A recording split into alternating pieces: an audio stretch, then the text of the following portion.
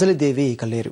కొంతకాలంగా అనారోగ్యంతో బాధపడుతున్న ఆమె చెన్నైలోని విజయ ఆసుపత్రిలో చికిత్స పొందుతూ కన్నుమూశారు.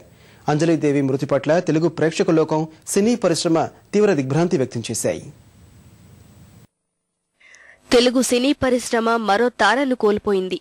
ఎన్టీఆర్, ఏఎన్ఆర్ లాంటి అగ్ర కథానాయకులకు దీటుగా నటించి ప్రేక్షకుల ఆదరాభిమానాలు చూరగొన్న అంజలిదేవి తుదిశ్వాస విడిచారు. అనారోగ్యంతో కొంతకాలంగా చికిత్స పొందుతున్న ఆమె చెన్నై విజయ ఆసుపత్రిలో కన్నుమూశారు.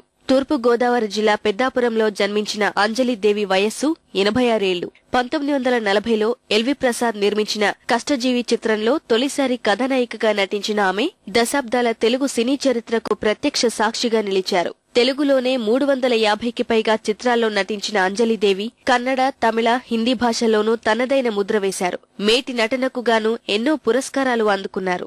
అవయవదానం కోసం ఆమె భౌతిక కాయాన్ని చెన్నైలోని రామచంద్ర ఆసుపత్రికి తరలించారు. విదేశాల్లో ఉన్న ఆమె మనవళ్లు, మనవరాళ్లు తిరిగి వచ్చిన తర్వాత అంజలిదేవి మృతదేహానికి అంత్యక్రియలు నిర్వహించనున్నారు. She passed away around 2 o'clock. She will be there for 2 or 3 days. We are not sure because we are waiting for our grandson and granddaughters to come.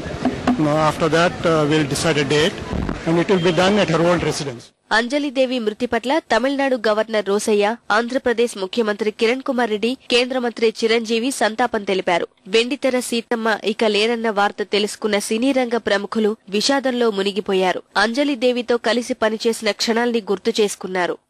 ఆవిడ ఆ చాలా పిక్చర్స్ లో హీరోయిన్ గా యాక్ట్ చేసింది. మర్చిపోలేని క్యారెక్టర్స్ యాక్ట్ చేసింది.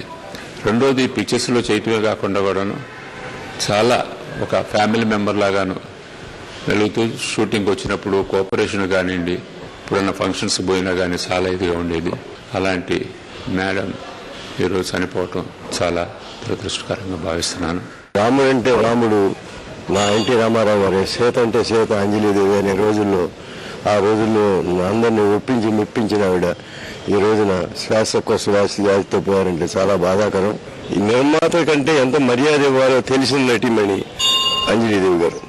నాకు personal గా తీరని లోటుగా ఉంది. అంజలిదేవి గారు నా నట జీవితానికి ఒక ఇన్స్పిరేషన్ అని చెప్పాలి.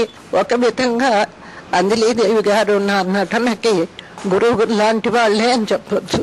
అంజలిదేవి మృతి పట్ల మూవీ ఆర్టిస్ట్స్ అసోసియేషన్ మా సంతాపం ప్రకటించింది.